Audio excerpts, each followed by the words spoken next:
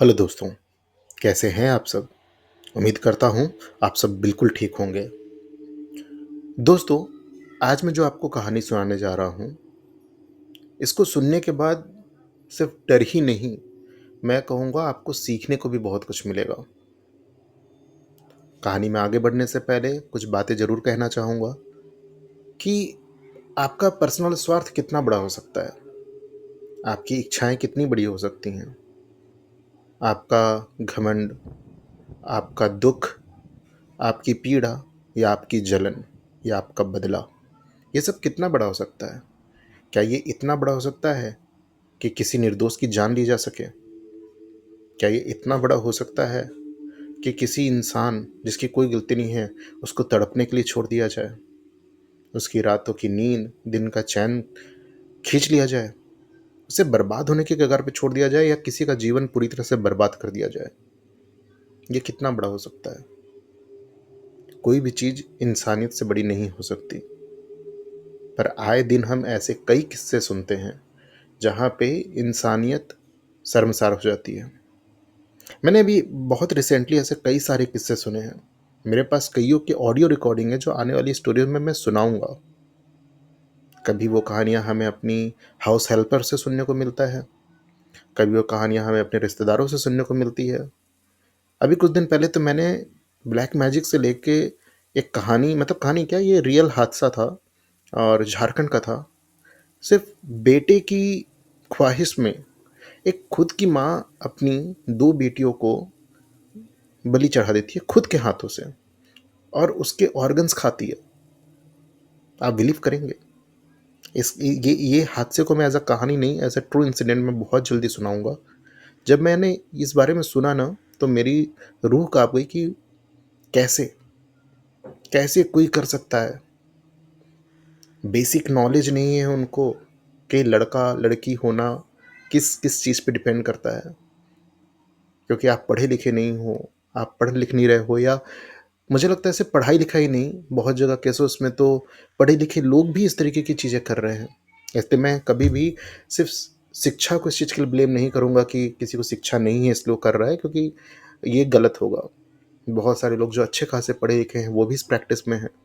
बहुत लोग जो बिल्कुल पढ़े-लिखे नहीं हैं वो किसी के बहकावे में, मतलब किसी मौलवी के या किसी तांत्रिक के या किसी के भी बहकावे में आके कर रहे हैं। क्योंकि हर आदमी जो आपके लिए मदद के लिए हाथ बढ़ाता है, वो सच में ही आपकी मदद नहीं करना चाहता है, ठीक है? तो आज की जो मैं कहानी सुनाने जा रहा हूँ, ये कहानी भी ऐसे ही एक काले जादू के ऊपर है। अब मैं जो कहानी में आपको कुछ-कुछ चीज़ें बताऊँगा ना, आप उसको उस वक़्त आँख बंद करके सोचना, तो शायद वो इमेज करने में आपको बहुत आसानी होगी कि आखिर क्या-क्या हुआ था। और मैं बहुत ज़्यादा चीज़ों को इधर-उधर नहीं खींचूँगा, मैं बहुत सटीक बातें करूँगा। ये किस्सा ज़्यादा पुराना नहीं है, ये शायद ये 3-4 साल पुराना मैटर होगा। मोहित की ये कहानी है और मोहित दिल्ली का रहने वाला था और मोहित एक ब्लॉगर था, यूट्यूब पे वीडियो बनाता था, उसको सोलो ट्रैवल करना पसंद था, वो ट्रैवलिंग बहुत करता था और उसको ये एक जगह से दूसरी जगह जाना, वहाँ की रिकॉर्डिंग करना, वहाँ के लोगों से बात करना, किसी रैंडम हाउसेस में रुकना, लोगों से जान-पहचान करके, या आपने देखा होगा कई सारे टूरिस्ट प्लेसेस पे लोग अपने घरों में जगह देते हैं कि आप हमारे यहाँ आके रुकिए, तो वैसे घरों में रुकना, उनसे बात करना उसे बहुत पसंद था। और वो अपना खुद का एक यूट्यूब चैनल चलाता था जहाँ अपनी एक्सपीरियंस शेयर करता था और उसके अच्छे खासे फॉलोअर्स थे, उसकी बहुत अच्छी रीच थी समाज में। उसकी उम्र 22 साल, साथ में वो अपनी एक बीबीए की डिग्री और साथ में एमबीए की प्रिपरेशन कर रहा था। पर उसका पढ़ाई ठीक है, साइड बाय साइड चलने वाली चीज़ है, मगर वो अपना ज़्यादा ध्यान इन्हीं सब चीज़ों में लगाता था। माँ-बाप का इकलौता, साथ में 2 बड़ी बहनें और माता-पिता। एक सामान्य सी मिडिल क्लास फैमिली जो कि बहुत ही हैप्पी और एक नए विचार वाली है। दोनों बहनें भी पढ़ाई करके नौकरी कर रही हैं, कोई तकलीफ़ नहीं है। उनकी भी शादियाँ, एक की शादी शायद हो चुकी है और एक की होने वाली है, ऐसा वाला माहौल था। और माता-पिता भी बस दिल्ली के एक्चुअली थे नहीं, वो थे मेरठ के, तो उन उसका एक्चुअली घर मेरठ में है, बट लड़का दिल्ली में रहता है, मोहित। अब कहानी यहाँ से शुरू होती है दोस्तों, कि मोहित को जाना था उदयपुर। वो उदयपुर एक ट्रिप के लिए जा रहा था। तो उसने दिल्ली से ट्रेन लेनी थी, पर उसका कुछ ऐसा प्लान हो गया था कि भाई वो दिल्ली में अपने स्टेशन से ना चढ़ने के बजाय 1-2 स्टेशन बाद शायद उसको कुछ काम था, उसको वहाँ से चढ़ना था। मतलब कुछ ऐसा हुआ था कि उसको दिल्ली में जिस स्टेशन चढ़ना था, उसने 2 स्टेशन छोड़ के वहाँ से ट्रेन पकड़ी, जहाँ से उसका स्टॉपेज था। मिल गया उसको। कई बार होता है ना, बोर्डिंग हम चेंज कर लेते हैं 1-2 स्टेशन के बाद। उसने भी वैसे ही किया और ट्रेन काफ़ी लेट थी। तो ट्रेन लेट होने की वजह से तकरीबन ट्रेन रात में आई 11 बजे के आसपास। ठंड का दिन था, तो यूजुअली ठंड के दिनों में आप देखते हैं लोग अपना, अभी दिल्ली, सब ओढ़ के मतलब जैकेट वैकेट मफलर वफलर बांध उनके वो स्टेशन पे वेट कर रहा था। 11 बजे ट्रेन आई। ट्रेन में वो चढ़ा। उसकी स्लीपर में सीट थी, क्योंकि उसको एसी में सीट नहीं मिली थी और उसको अचानक ट्रैवल करना था, तो उसको स्लीपर में तत्काल में जो सीट मिली उसने ले ली और वो अपनी बर्थ पे चला गया। ट्रेन यूज़ुअली बहुत ज़्यादा भरी नहीं थी, क्योंकि ठंड का ऑलरेडी टाइम था। तो जितने उसमें 10, मतलब 10 क्या, मतलब जितने भी 72 सीटें होती हैं, जितने भी लोग बैठे थे, पर उसकी ऐसा नहीं था कि एक्स्ट्रा ओवर लोग खड़े हैं या इधर-उधर एक दूसरे की सीट पे बैठे हैं, ऐसा नहीं था, सब अपनी-अपनी सीट पे थे। अब मोहित अपनी सीट पर आके बैठता है और रात में आप देखे होंगे यूज़ुअली 8-9 बजे के बाद ही ट्रेन की लाइट ऑफ कर दी जाती है। क्योंकि लोग सोने लगते हैं, अपने बेडिंग्स बिछाने लगते हैं ऐसे। तो मोहित आया, अपनी सीट पर जाके बैठ गया और सीट पर बैठने के बाद जब उसने ध्यान दिया तो उसके सामने वाली सीट पे एक कपल बैठा था। उनकी उम्र होगी तकरीबन, आप मान सकते हैं कि 50 और 55 वाली उम्र थी। मतलब महिला की उम्र लगभग 50 होगी, तो पुरुष की उम्र, जो आदमी था उसकी उम्र 55 होगी। वो उसके सामने वाली सीट पर बैठे थे।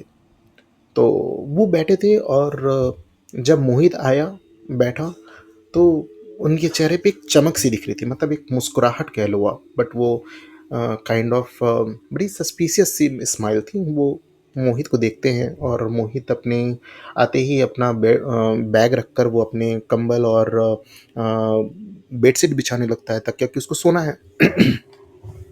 वहाँ पे वो आराम करने के लिए प्लान करने लगता है कि उसको सो जाना है। और मोहित की ट्रेन भी ये डायरेक्ट उदयपुर तक की नहीं थी, उसकी कुछ कनेक्टिंग ट्रेन थी, उसको शायद बीच में किसी स्टेशन पे उतरना था और वहाँ से उसकी दूसरी ट्रेन थी, शायद स्टे करना था। जो भी था वो उसके इटर्निटी का प्लान था कि वो कैसे ट्रैवल करेगा।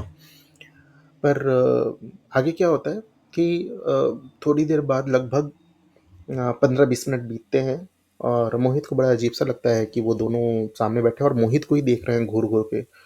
और तो मोहित उनसे बोलता भी है कि अंकल आप लोग भी सो जाइए, मतलब यूजली जैसा नॉर्मल कन्वर्सेशन होता है।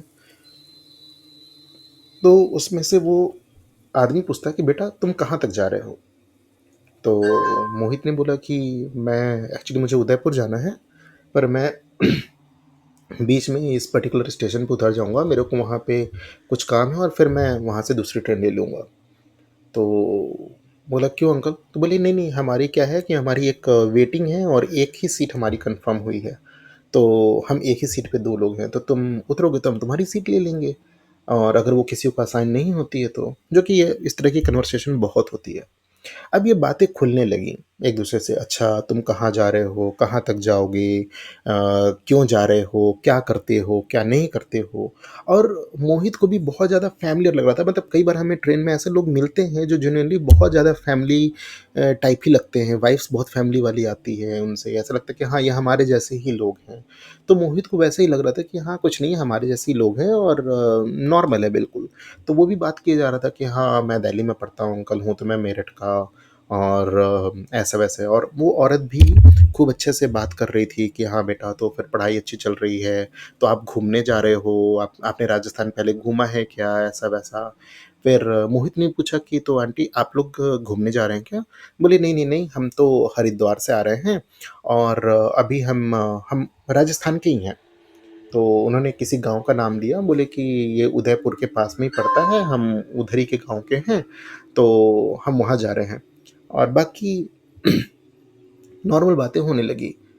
अब यहाँ पे जो मोहित था, इन्होंने काफ़ी देर तक बातें की। अब वो बोला कि आंटी ठीक है अब मैं सोता हूँ, क्योंकि सुबह अब देखते हैं कितने बजे ट्रेन पहुँचती है, क्योंकि ट्रेन तो काफ़ी लेट चल रही है, तो मुझे लगता है कि 11-12 बज जाएगा। तो बोले ठीक है। मोहित अपने सीट पे सो गया और वो दोनों कपल बैठे हुए थे। अब वो दोनों कपल मतलब और वो कपल देखने में भी ऐसे नहीं थे कि बहुत रिच और बहुत अमीर टाइप नहीं लग रहे थे, एक सामान्य दर्जे से भी नीचे दर्जे के लग रहे थे। तो रात में मोहित जब सो जाता है तो मोहित को एक सपना आता है। मतलब जब वो सब लोग सो चुके हैं तब मोहित को एक सपना आता है कि मोहित का जो बर्थ है उस बर्थ के नीचे एक बहुत ही बीमार सा, बहुत फूला हुआ, मतलब जैसे सूजन हो, बहुत बीमार सा, बिल्कुल पीला पड़ चुका हो शरीर, जैसे शरीर में खून की एक बूंद ना हो, आंखें बड़ी बड़ी और बिल्कुल मतलब एक बहुत ही बीमार, आप इमेज कर सकते हो एक बहुत ही बीमार सा और लगभग लगभग सेम 20-22 साल की उम्र का लड़का उसके बर्थ के नीचे, क्योंकि मोहित की लोअर बर्थ थी और लोअर बर्थ के नीचे ही वो एक एक एक लड़का लेटा हुआ है जो कि बहुत बीमार है और वो दर्द से कराह रहा है। ऐसा लग रहा है उसकी जान कभी भी निकल सकती है। और मोहित सो रहा है और मोहित का हाथ बर्थ से नीचे लटका हुआ है। तो वो लड़का मोहित का हाथ पकड़ रहा है और ये देख के मोहित बहुत डर जाता है। और मोहित जब डर से उठता है तो वो क्या देखता है कि उसके बर्थ के सामने जो महिला बैठी हुई है वो महिला मोहित के हाथ की एक उंगली, मोहित के हाथ की एक उंगली जो मिडिल फिंगर होती है, मिडिल फिंगर को अपनी दो उंगलियों से दबा के रखी हुई है और साथ में वो बहुत कुछ मंत्र बुदबुदा रही है लगातार। उसने और क्या कर रखा है, उसने अपने सर का एक बाल तोड़ा हुआ है और वो बाल मोहित की उंगली में लपेट दिया था। और जैसा मुझे पता चला है उसने अपनी जो चोटी थी, उसके बाल बहुत बड़े बड़े थे एक्चुअली में, जो उसने शुरू में तो बांध रखे थे और वो बालों में लट थी। लट अगर आप समझ रहे होंगे, जैसे जटाएं होती ना, जड़ आ जाते हैं, मतलब जैसे अगर आप कुछ बच्चों को आपने देखा अगर उनका समय पे मुंडन ना हो, या आपने अघोड़ी या साधुओं के देखे होंगे बालों में लठें बन जाती हैं, तो वो लट थी उसके बालों में और उसके लंबे लंबे बाल थे। उसने अपने बाल खोल के उन बालों के ऊपर मतलब मोहित का हाथ लगा रखा था और एक हाथ से वो दोनों मतलब उसकी मिडिल फिंगर को दो उंगलियों से पकड़ रखा था। पकड़ के वो मंत्रों को बोले जा रही थी। वो लगातार मंत्रों को बोल रही थी और वो क्या बोल रही थी कुछ समझ में नहीं आ रहा था। और बगल में उसका पति जो था वो खड़ा था और वो ऐसे खड़ा था जैसे वो चाह रहा था कि आते जाते लोग अंदर की ओर ना देखें, या वो नज़र रखने की कोशिश कर रहा था कि कोई देख तो नहीं रहा है। और वो दोनों उंगलियों को पकड़ के बैठी थी और कुछ कुछ कुछ कुछ कुछ बोल रही थी। और जैसे ही मोहित की आंख खुली, मोहित ने उसकी तरफ देखना चाहा औरत को और रोकना चाहा, तब तक उसने एक छोटा सा पिन, बहुत छोटा सा पिन था उसके हाथ में, लगभग दिखे बिना उसने मोहित की उंगली में चुबो दिया और उससे जो एक या दो बूंद गिरा उसने उसे अपनी चोटी पे गिरा लिया, अपने बालों पे। और साथ में वो बाल जो उसके हाथ में लपटा था तो वो वैसे ही रहा और मोहित ने अपनी उंगली पीछे खींच ली। मोहित ने चिल्लाया कि ये क्या कर रहे हो आप, क्या कर रहे हो, क्या कर रहे हो। तब तक आंटी बोले अरे नहीं बेटा, तुम्हारे हाथ को मैं ऐसे ही देख रही थी, तुम्हारा हाथ बहुत अच्छा है बेटा, मैं ऐसे ही देख रही थी, मैंने कुछ थोड़ी किया। उसने बोला नहीं आपने मुझे कुछ चुभोया, आपने मुझे भी कुछ चुभोया। तो सौरभ ने बोला नहीं नहीं बेटा मैंने कुछ भी नहीं किया, मैंने तो कुछ भी नहीं किया है। मोहित ने तुरंत लाइट ऑन कर दी, वहाँ पे एक दो लोग और उठ गए, क्या हुआ। उसने बोला कि मुझे ऐसा लगा जैसे इन्होंने मुझे कुछ चुभाया है और ये मेरी उंगली पकड़े हुए थे। और वो तुरंत ही उठ के अपने बर्थ के नीचे भी झांकने लगा कि नीचे कुछ है क्या। कुछ भी नहीं था। और मोहित के हाथ में था, एक ब्लड का निशान था, पर तब तक वो औरत बोली कि नहीं नहीं मैंने कुछ नहीं किया है, जबकि मैंने तो देखा इसका हाथ थोड़ा सा मुझे लगा कट गया है, तो मैं वही देख रही थी कि इसका हाथ कैसे कट गया है। मतलब उसने तुरंत बातें बदल दी कि लोग पूछने लगे आप क्या कर रहे थे, बोले नहीं नहीं नहीं इसके हाथ को मैंने देखा इसमें कट लगा था, तो मैं देख रही थी कि इसका हाथ, बच्चे का हाथ कैसे कट गया है। अब मैंने लाइट नहीं ऑन किया कि आप सब उठ जाओगे, आप सब परेशान हो जाओगे, तो जो खिड़की से थोड़ी बहुत लाइट आ रही थी बाहर से, तो उसी समय मैंने देखा कि ये बच्चे का हाथ थोड़ा कट गया है। मुझे लगा इसे दर्द ना हो रहा, तो वही मैं देख रही थी। इसने गलत समझ लिया। अब मोहित नए ख़्यालात का घूमने फिरने वाला लड़का, उसने भी इतना ध्यान नहीं दिया और वो नींद में था जब तक वो समझ पाता कि उसके हाथ में बाल क्यों लपेटा गया। उस औरत ने अपना एक सर का एक बाल तोड़ के उसकी उँगली में लपेट दिया था और ये प्रक्रिया कर रही थी। उसने तब तक औरत ने सब कुछ खींच लिया। अब वो जब तक ये सब समझता, उतनी देर में उसको लगा कि चलो ठीक है, जान दो अब क्या बात बढ़ाएँ।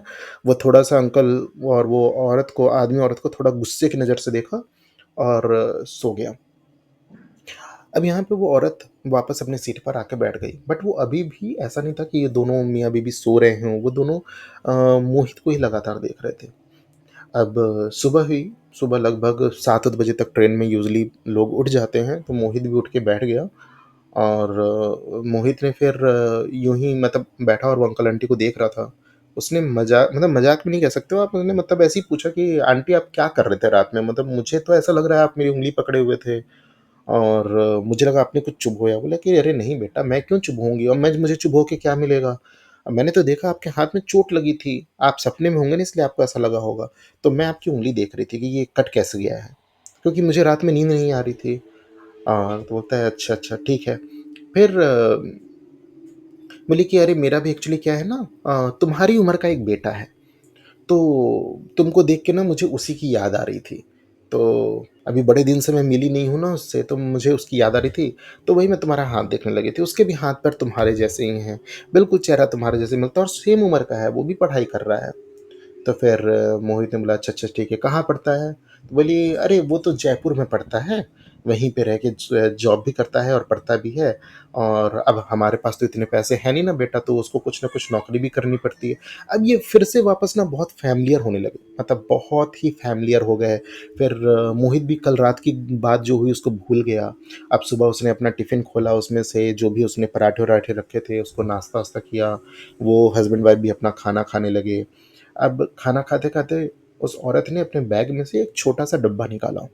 उस डब्बे में पेड़े, आप समझ सकते होंगे जो ब्राउन कलर के जैसे मथुरा वाले पेड़े होते हैं ना, अगर आपने देखा होगा वैसे ब्राउन वाले पेड़े थे और उन पेड़ों पे ना थोड़ी-सी ऐसा लग रहा था जैसे व्हाइट-व्हाइट कुछ लगा था, पाउडर टाइप।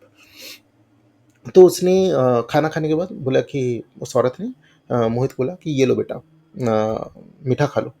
तो मोहित ने बोला नहीं, नहीं, नहीं, मैं नहीं खाऊँगा आंटी, मैं आई एम गुड, मेरे पास जो है खाना मैंने खाया और मेरे पास भी कुछ स्नैक्स रखे हैं नमकीन, मैं खा लूँगा। तो औरत ने बोला कि अरे, अरे नहीं बेटा, ये कोई आम चीज़ नहीं है, ऐसा नहीं है कि मैं तुम्हें नॉर्मल मीठा दे रही हूँ, ये प्रसाद है, देखो हम भी खा रहे हैं। उस औरत ने क्या किया, एक और बॉक्स निकाला और उस बॉक्स में भी वैसी ही मिठाइयाँ थी, मतलब वो पहले से रखी हुई थी।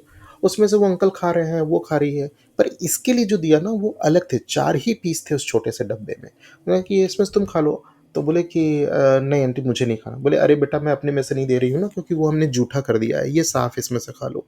तो मोहित अब कन्फ्यूज़न में हो गया, मतलब वो ना भी नहीं कह पा रहा है और उसे खाने का मन भी नहीं है। तो उसने ऐसे ही देखा, बोला कि आंटी इसमें ये व्हाइट-व्हाइट क्या लगा हुआ है? तो ना उस औरत ने क्या बोला कि एक्चुअली हम मंदिर से आ रहे हैं ना, वहाँ से प्रसाद मिला है, तो इसमें भभूति लगी हुई है। ये प्रसाद भगवान पे चढ़ता है ना, वहाँ भभूति रहती है, तो ये भगवान जी पर का प्रसाद है, तो इसलिए इसमें भभूति लगी हुई है। तुम खा सकते हो इसको, ऐसा कुछ नहीं है, तो प्रसाद में तो भभूति लोग खाते ही हैं, खा लो। पर मोहित तो अब प्रसाद के नाम पे मोहित से मना ही ना किया जाए कि भाई कोई प्रसाद का नाम ले लिया, अब मैं कैसे कहूँ कि मैं नहीं खाऊँगा? तो मोहित ने उसमें से छोटा-सा टुकड़ा उठाया और उसको मुँह में डाल लिया। उसके बाद नेक्स्ट 5 मिनट के अंदर मोहित ने वो डब्बा उनके हाथ से लिया और वो सारी की सारी मिठाई खा ली। सारी की सारी खा के वो बैठ गया और वो विंडो से लगातार बाहर देख रहा है। फिर उस ट्रेन से मोहित को जिस स्टेशन पे उतरना था, तकरीबन 11 बजे वो स्टेशन आया, क्योंकि ट्रेन लेट चल रही थी, पर मोहित वहाँ उतरा ही नहीं। मोहित को कोई सुध-बुध ही नहीं थी, मोहित उतरा ही नहीं। उसके बाद मोहित वहाँ से जहाँ तक ट्रेन जानी थी उदयपुर, वहाँ तक गया। वहाँ जाने के बाद मोहित अपने वहाँ भी वो उतरा नहीं है, उसको कुछ भी नहीं याद है कि वो कैसे उतरा है, कहाँ गया है, कौन उसको क्या लेके गया है और यहाँ के बाद मोहित का कुछ अता-पता नहीं है।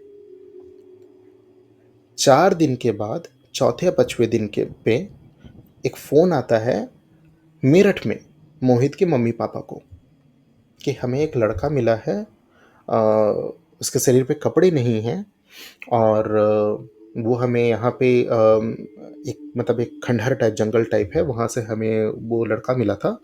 तो इसका जब हमने डिटेल चेक किया और आजकल तो फिंगर से आधार-वाधार से सारी डिटेल निकल जाती है, तो उन्होंने जब चेक किया, तो पता चला कि वो उसका नाम मोहित है और उसका जो पैरेंटल एड्रेस है मतलब उसका जो परमानेंट एड्रेस है दैट इज़ फ्रॉम मेरठ और वहाँ से उन्होंने उसके पेरेंट्स को फ़ोन किया और बताया कि हमें एक लड़का मिला है जो शायद आपका बेटा है और उन्होंने फ़ोटो भेजी तो उन्होंने बोला कि हाँ, हाँ, ये तो हमारा बेटा है।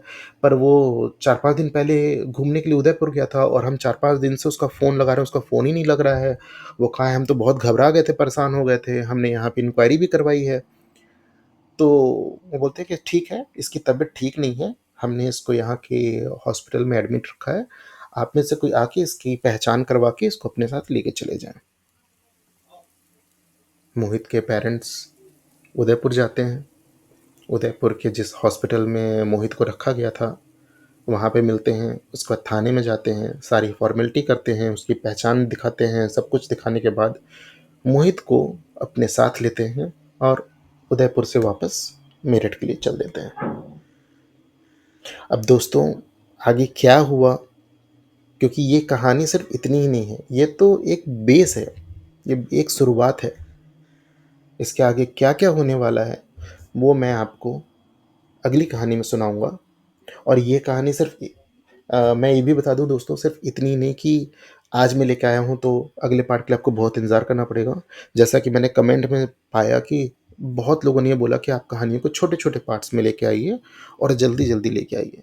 तो मैं आज ये कहानी को लेके आ रहा हूँ, इसका अगला पार्ट जल्दी ही 2 या 3 दिन के अंदर मैं फिर रिलीज़ करूँगा और उसका अगला पार्ट फिर से 2 या 3 दिन में लेके आऊँगा ताकि कंटिन्यूअसली बना रहे कहानी का फ्लो और कहानी सुनने के बाद अगले पार्ट तक के लिए बहुत ज़्यादा इंतज़ार ना करना पड़े। पर दोस्तों अभी तक के पार्ट के हिसाब से मैं आपको इतना बता दूं कि प्लीज़ अगर आप भी ट्रैवल करते हैं कभी कहीं या कहीं कुछ करते हैं तो थोड़ा होशियार रहें। ऐसे लोग हर जगह हैं, हर जगह हैं।